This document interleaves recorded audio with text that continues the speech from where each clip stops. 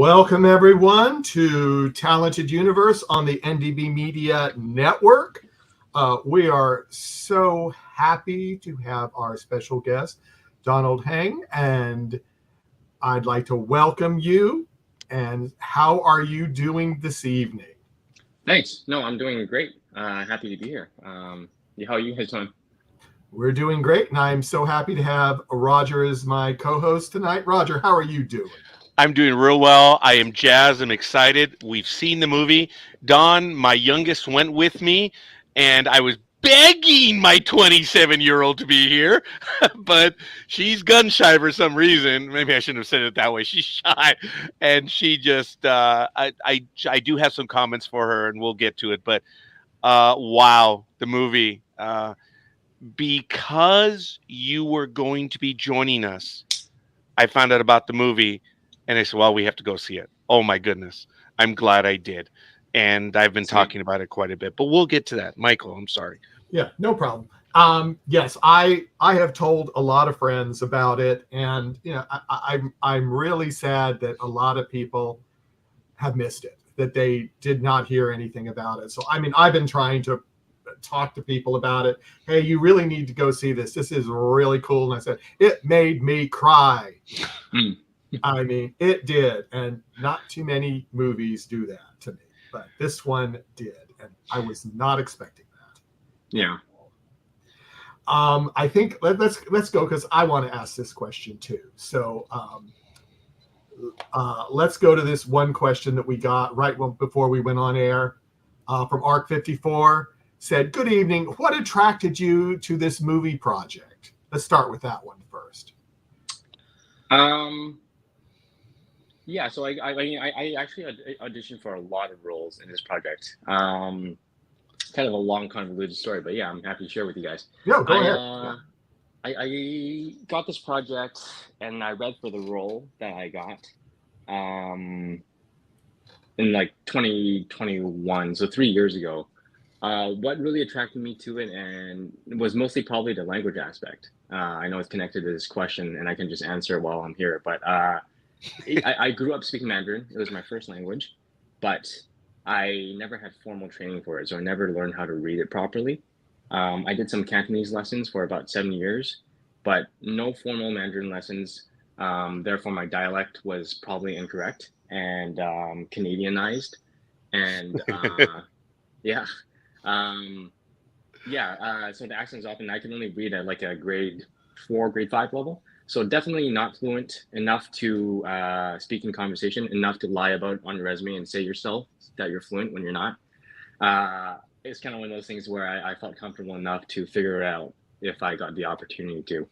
So, and the story, you know, about the Cultural Revolution, that one really touches really close to home to me because my parents, although they were not from China, they are Chinese. They were born in Cambodia and they escaped the kind of uprising and the Khmer Rouge with Pol Pot and the massacres that happened there. It all came under his reign.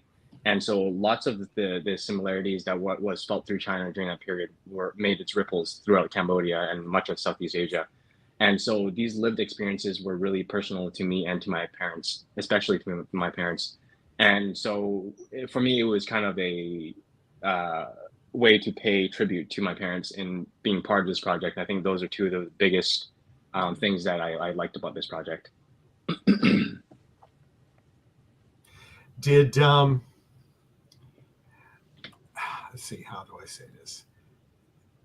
Did you said you read for other parts in the movie too? Oh yeah. So I had read for this part. Didn't hear anything back from it. I remember there was so much dialogue I could barely even memorize it in time for the audition. It was my one audition ever where I held the lines. And I just hated looking down on it and finding your placement. I tend to always remember my lines, memorize my lines.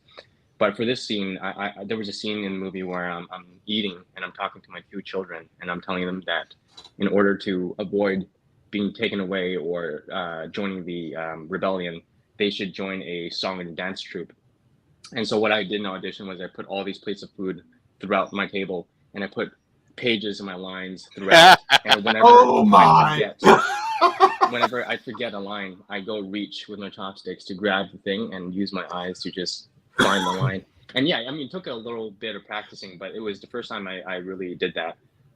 Again, I didn't hear anything back from this audition. Then I get sent another audition for the father of Lily, Gao. Oh, I think his okay. name. The guy who The gets the girl that disappeared. That's right, her father. And I remember getting it and being like, it's 50s, 60s. What am I doing reading for this? This is ridiculous. I read for it anyway. Didn't hear anything back from that. I proceeded to read for one of the soldiers one of the bad guys, who torments Ming Wang as a child. And then I read for the teacher who gets taken away. Then I read for the two young kids who go to the Salvation Army with Ming as a kid.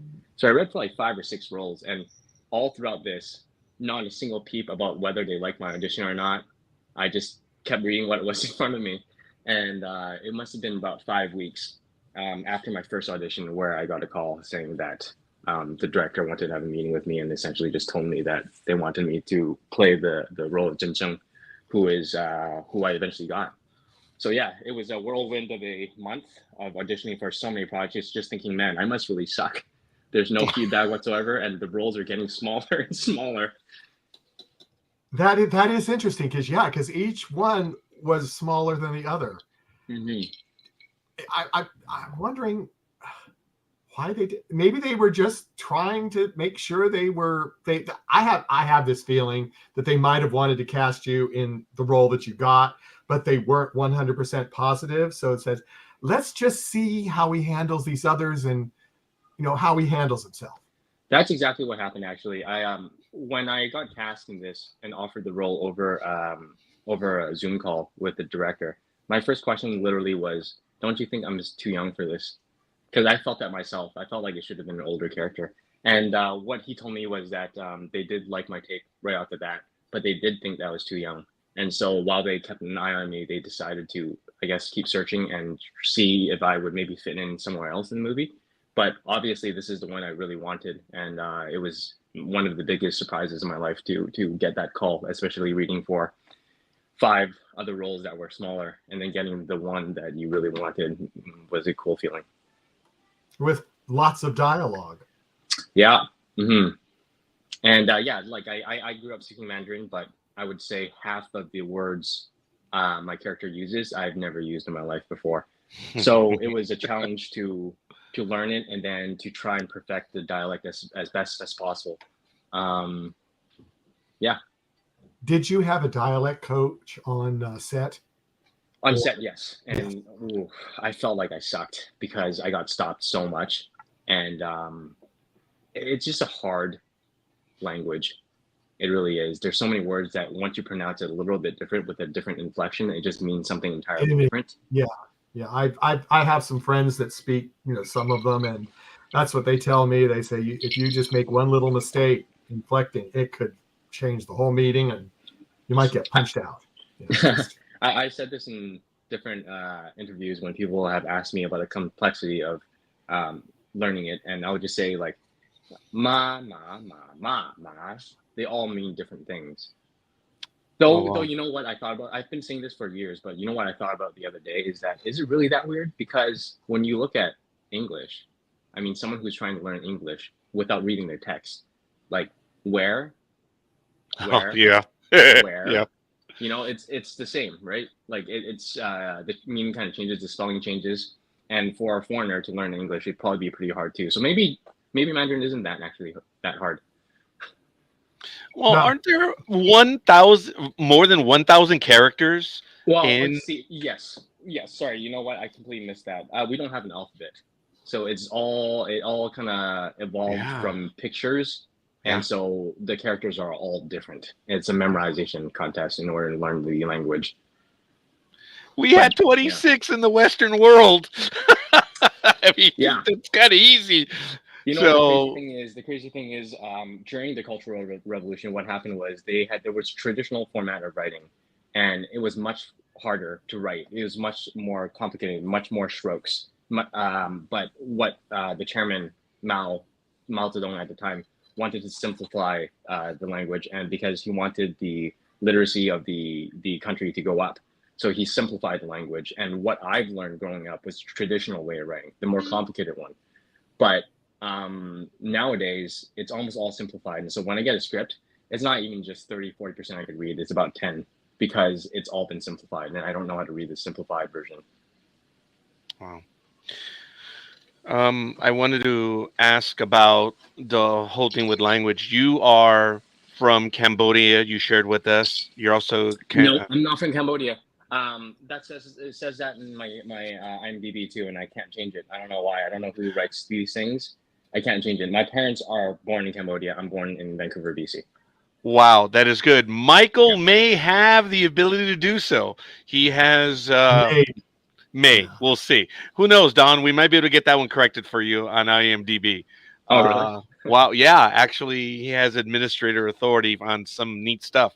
But okay, Really? Okay. I got that wrong. So okay. So in another interview, you mentioned that you are Canadian Cambodian and that your parents sacrificed for you, and you got a little bit of that in this movie. It was almost like it was hitting home. It in a way, I suppose you weren't acting out then, right? It's something that you actually lived through, huh? Yeah. I've told people that no matter where my career goes, this one's going to hold a special place in my heart for so many reasons. One of them being that my dad actually passed away really shortly, I think within a week before I auditioned for this project. And so the consideration was whether I should do this or not, or even try to put it on tape, whether I was in the emotional realm of being ready.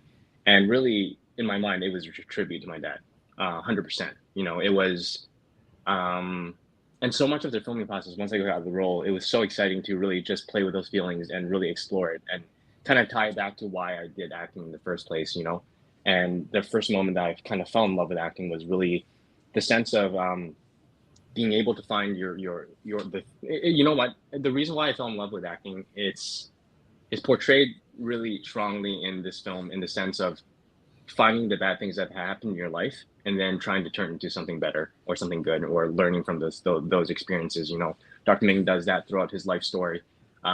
Took such a tragic past, and he, instead of giving up or whatever, he just kept going forward, and he was able to change the lives of millions in his life, you know. And that probably wouldn't have happened if he didn't have a tragic history. Obviously, my experience is much more dumbed down than that, and it's just a personal one. But a lot of it was trying to analyze that my relationship with my parents and the sacrifice, like you said, of my parents, and trying to play it through their perspective. Yeah, because I mean, I only know one culture growing up as a Chinese Canadian, two cultures, I guess, but there's something about the sacrifice of the parents that really hits home to me, and it's something that I carry with me. You know, it's a two-way street though, and there's something in Chinese called when you translate it to English, it's called filial piety, and which just kind of means you honor and respect your parents like always, and they are almost like a step above your own life. You know, yeah, it's funny because you talk to people in the Western culture, and it's really about, you know, your parents taking care of you, and then you kind of go on your own path, and then maybe in the future you take care of your parents. In the Chinese culture, it really isn't. It's like once you become of age, you should take care of your parents, and you don't really go full independent ever. So I have a mix of both of those, but I think at the heart of it really is this was very much a project that spoke to my my sensibilities in terms of what I think of my parents and how much I appreciate them. Because being able to sit here and talk to you guys about this project that I did, and you know, essentially just pretending to be someone I'm not for a living is ridiculous, and it's so fortunate. My parents had nothing close to that. You know, they just struggle and struggle throughout their whole life, and yeah, it means a lot to me to be able to be part of a project like this. And Donald, it means a great deal that you're sharing that with us. And I thank you for sharing that. It hits home here. Being a parent, I get that, and knowing what my parents did for me, I get that. I'm hearing you 100% crystal clear.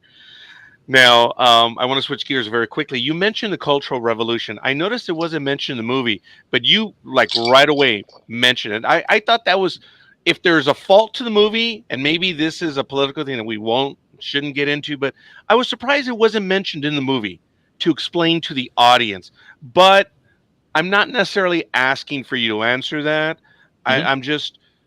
I'm surprised that right away you went right to it. And this is very convoluted. I had no idea that the Cultural Revolution went into Cambodia as well as to the rest of Southeast Asia. And that's my ignorance. I had no idea that the effects were throughout Southeast Asia as well. I wouldn't say that. I wouldn't say it was a direct correlation, but it was essentially the spread of communism. The effects of that. Were similar throughout the countries. But the Cultural Revolution itself, in terms of replicating in Cambodia, I'm not sure that it was exactly like that. So I wouldn't draw those two conclusions together. And that's fair, and I apologize. I didn't mean to. You know what? I will answer your question, in fact. I believe that the script was originally a little bit more critical of China, I guess you could say. Like it mentions it more. But I think it is the fear of really isolating your viewers that things were changed and dumbed down a little bit and more gentle. And then I think also, I don't think it would have been a correct move to try and politicize it. It's not supposed to be a political movie, right? It's no. And like, it's in terms of historical accuracy, I would even wager to say that I don't think it's historically accurate the way it was portrayed. Because Cultural Revolution was a really widespread thing.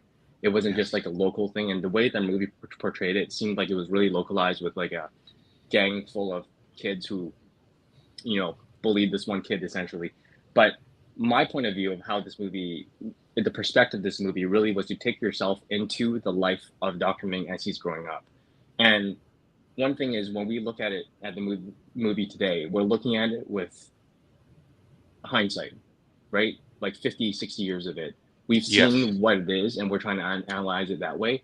But the way the movie is kind of portrayed is like it's through the eyes of the kid and what he sees. He doesn't. All this stuff is probably not knowledge to him at the time that he was experiencing it. To him, it was a group of kids who were bullying him. You know what I mean? So I don't think that specificity and historical accuracy is important in this movie. It's established this is what happens, and then it just moves on. And it's really about the story of the man himself, right? With the experiences he went through, the tribulations he went through, and the ultimate sacrifice and resilience and perseverance that he goes through in order to find success and chasing the American dream. So I think that's what the movie really is about. And if they were to introduce too much of the political stuff, it would kind of detract from what the message of the movie should be. I agree, Don, and I'm glad you made that clear to me, as well as to maybe one or two others that might have had the same thought. It didn't take away from me. You know what? It didn't. But I was in the theater, and I did whisper to my daughter, I'm like, oh my God, that's the Cultural Revolution. And then I also mentioned the Great Leap Forward and all that stuff. But again, that's just me being a little know-it-all when it comes to history and stuff like that. But I was trying to place it for her so she would understand what was going on. And she got it. And my youngest, who is my road warrior, we do a bunch of stuff together, she gasped several times in the movie in the storyline when you have to deal with those brigands, those criminals, those people that were trying to, mess with everyone.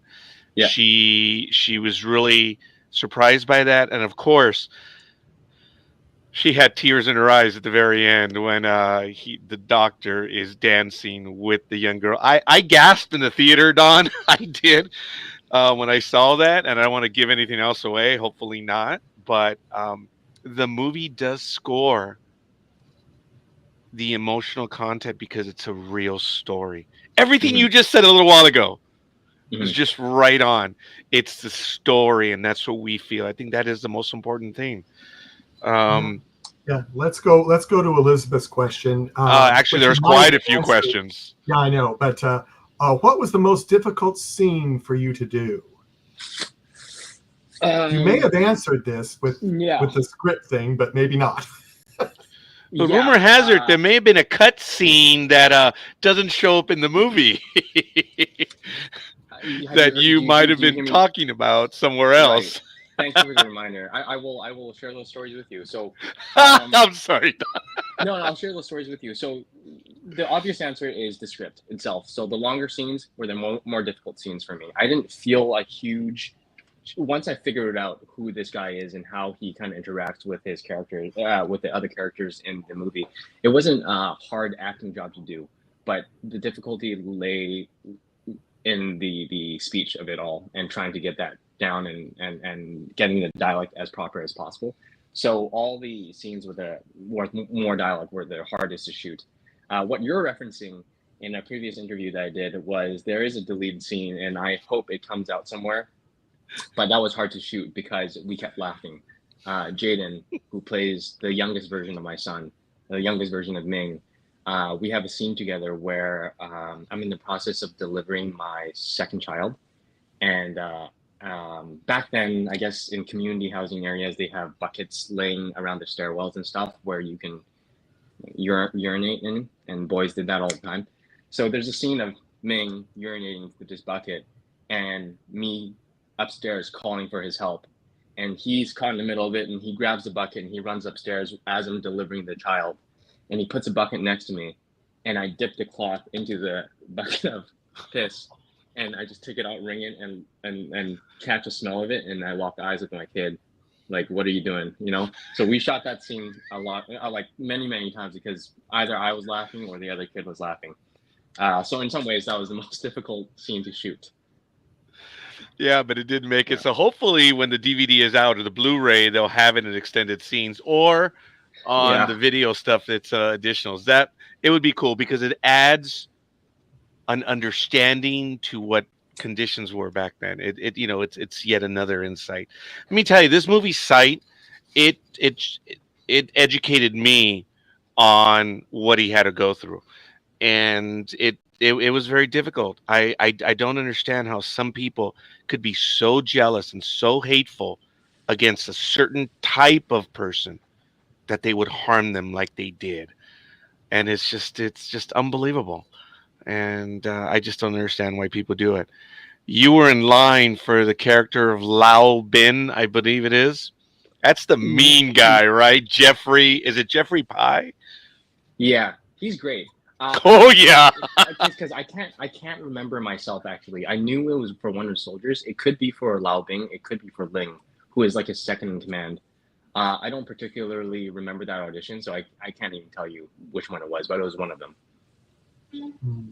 Yeah, he Jeffrey Pye was just absolutely phenomenal as the evil guy. I'm sorry, Michael. I want to answer that question. No, I know you do. Yeah, go. I was going to say, well, let's divert to something else because I wanted to ask something even wilder than this kind of.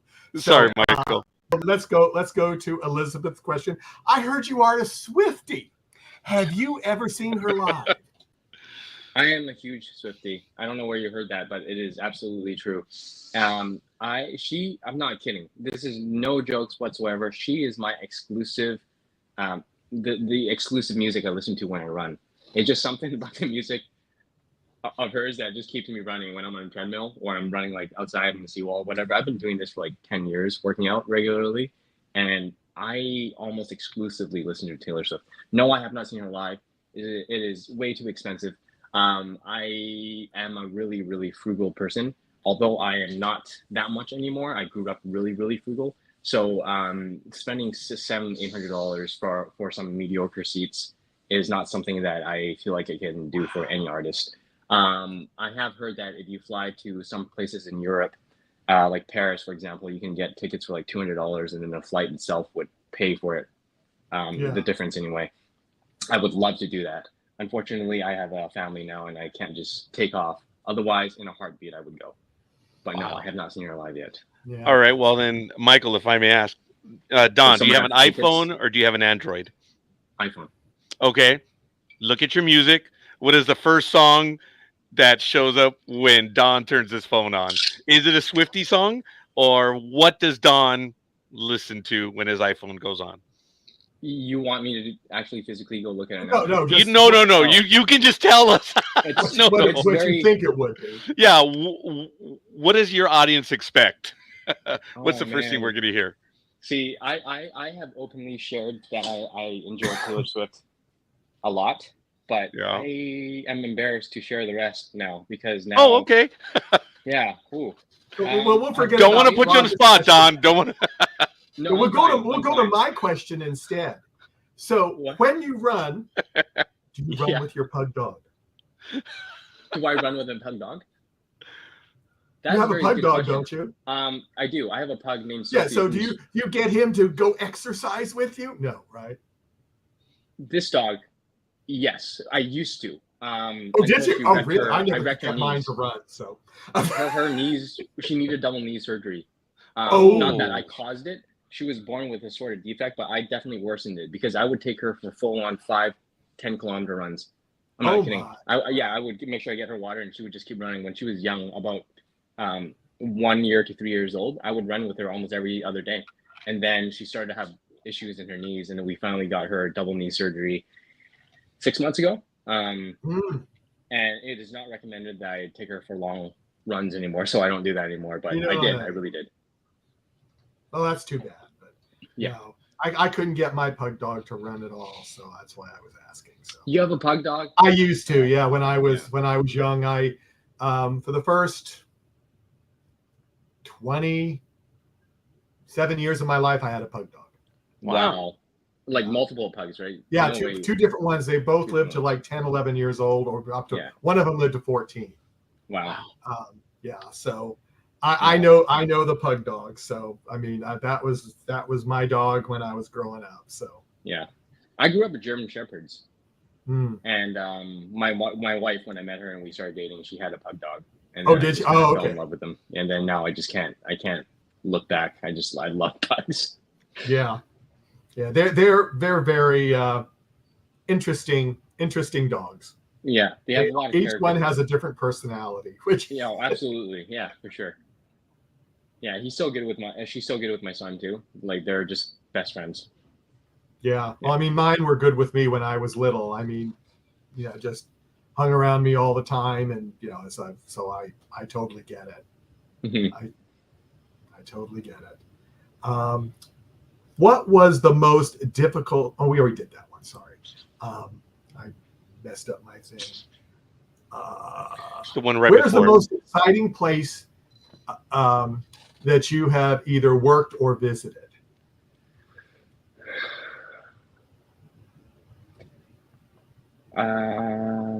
Oh wait, worked or visited? Oh, those are two different Oh, answers for me. okay. We'll take the first one. Most Work, exciting then. place, 100% would be the trip I did to Italy and France a year ago. I feel I'm an insane foodie. Like I just love to eat. I don't really drink or anything, but I love eating. That's my vice. I eat too much for my own good. And going to Italy, I was so looking forward to the food, obviously. And as high as my expectations were, and as good as the food was, what left me in awe was really just the architecture and the art and stuff. I had no interest really in seeing these things, going to Vatican City and seeing these chapels and cathedrals and stuff. And it was just a sight to behold.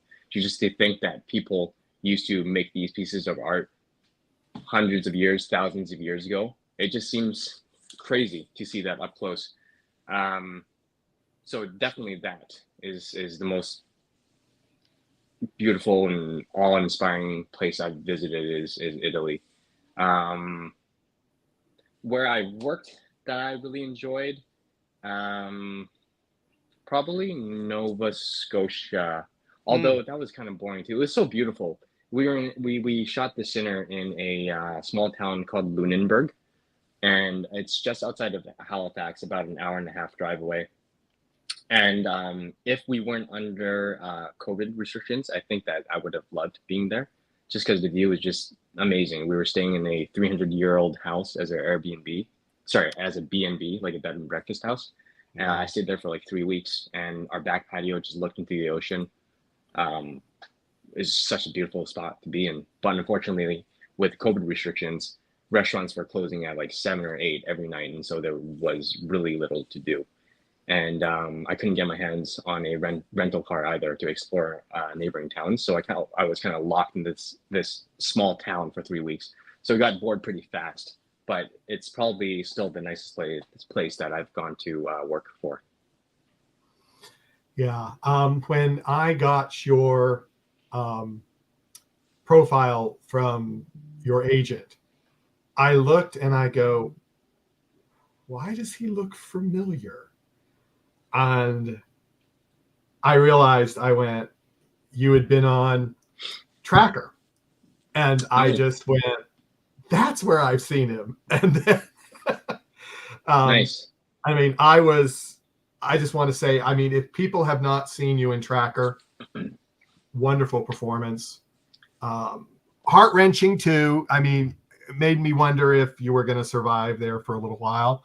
But you know, I mean, as I said, I recognized you, and it was like, okay, yeah.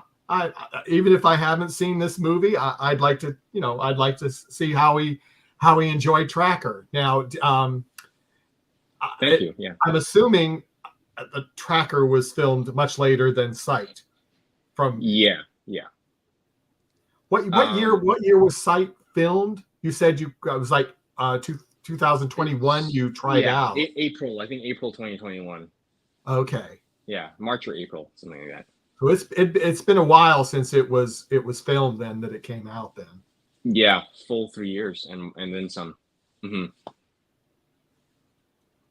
Yeah, but Tracker was filmed just this past December, and then Christmas break, and then January. So yeah, just 6 months ago. Oh, so yeah, it was pretty recent then. That makes sense. Mm-hmm. And what did you like about that the most, or is there anything that you liked? I really enjoyed looking into Justin Hartley's eyes. Really? Well, he's a handsome dude, but no. No, I feel like I can't talk myself out of a joke. No, you can't. But that's okay. And this is live, so we can't do anything about that. So I'm sorry. Yeah, I know. That's fine. He might be watching. I mean, who knows? You know. Yeah, I hope he does. He should send me the question. What did I like about working on the show? What's the most memorable part of the show that you remember? A scene, a location, or whatever. Yeah. I think the scene where he finds me in the cult farm place is probably one of the most enjoyable scenes I've ever shot. Just in terms of, I guess, I don't know, it was a long scene. It was like a 5-minute uncut scene. And so being able to do that with him over and over again, like 12 to 15 times in a row, it felt really in my place. And it also felt like it was a really different character to explore. So that was fun.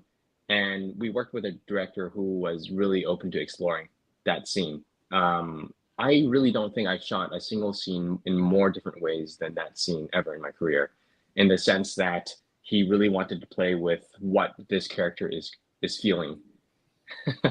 I'll look into Justin's eyes any day. Nice. I know. He's a handsome dude. I lost my. What was I saying? I'm sorry.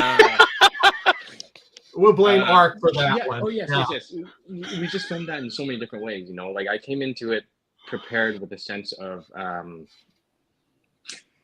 I can think about Justin Hartley's eyes now. I just came into it thinking like this character doesn't want to be there. He's got a gun held to his head, and if he says anything to Justin, he's gonna get killed. That's how I came into it, you know. And then the director, quite the opposite. He was like, "No, let's play this guy. Like he's very at peace. He's had a tough life. He's glad to be away from the parents. Sorry."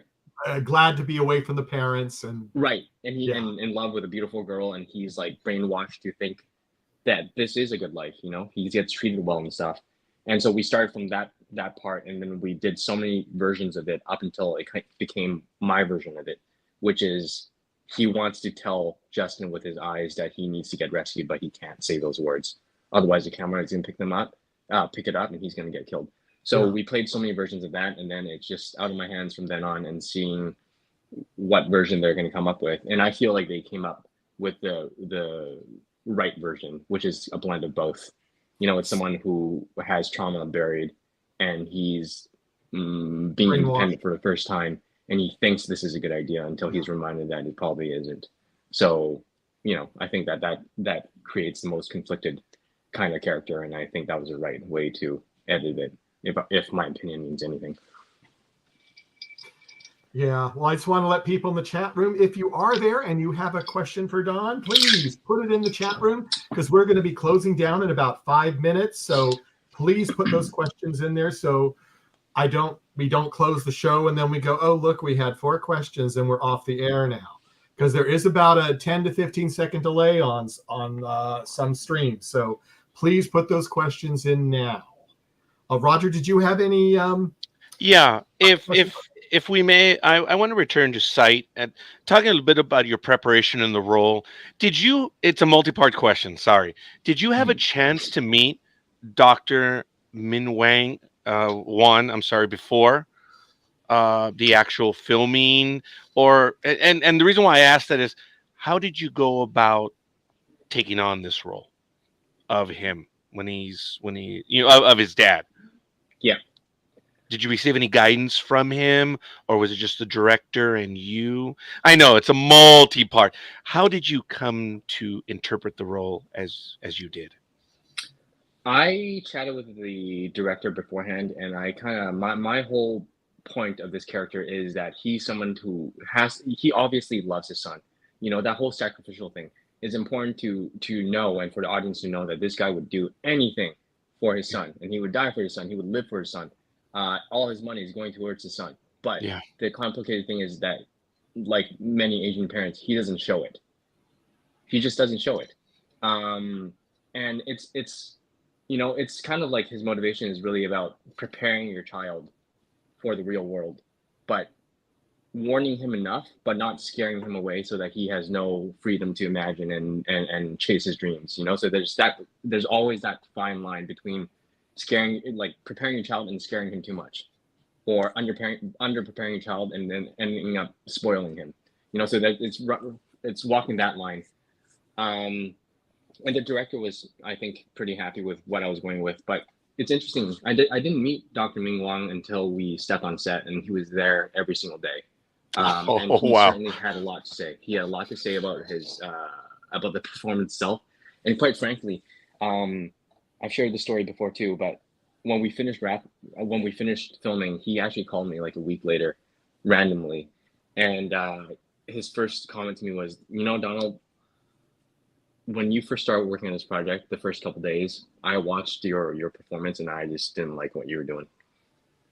And I was like, oh, okay. I had a sense of this was happening, because I do remember him having a lot of notes for me. But anyways, he said that he went home and he watched the dailies. And then I guess he understood where I was coming from. And we did have some discussions on set where I think he just wanted a nicer version of the father, a more outward love of the father. And obviously, if that's the way that his father really was in life, then I really would respect that and kind of change my attitude towards it. But I did remember asking him what his dad was like. And he said something along the lines of his dad, he always knew that his dad loved him, but he didn't necessarily show it. And so I think that at the end of the day, he understood where my performance was coming from, and he could see the love. And so he accepted it. Wow. And he did tell me that he was very happy with what I brought by the end of it. Yeah. Don, I'm a movie fan, and your contribution, your role, it hits home, and it is so well done. It's the life of this doctor. I mean, wow. And his dad, and of course his mom and his sibling, all of that, of course. I mean, it's everything. But your role, we're glued as an audience. I speak to you as a non-professional, as a fan. You had me, buddy. I got it. And I saw the father, and I suppose me being a dad, I saw it. Yeah. And it was real to me, Don.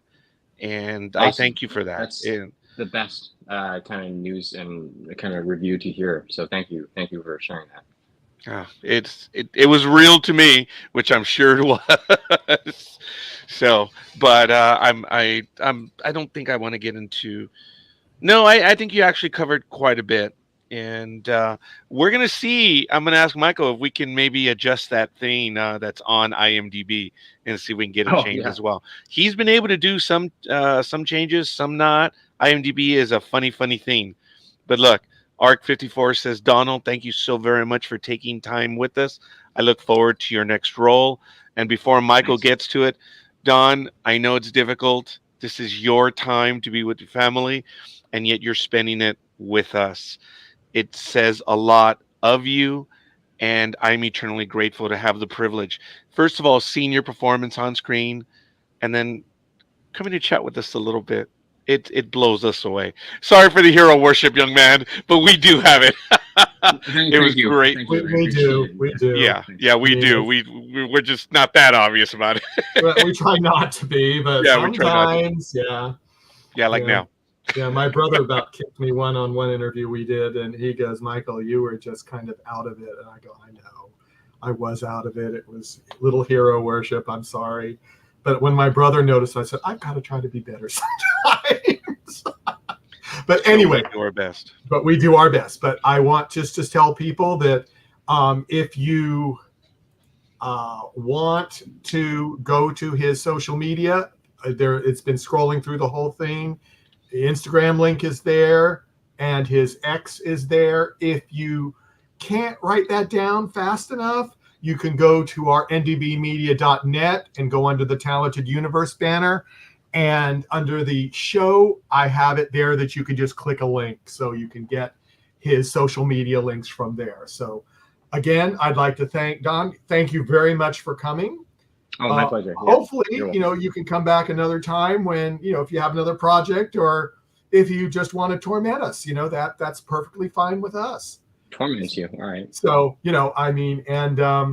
so from all of us at NDB Media and Talented Universe, see you all next time. Take it easy. Thanks, Tom. Thank you. See you guys.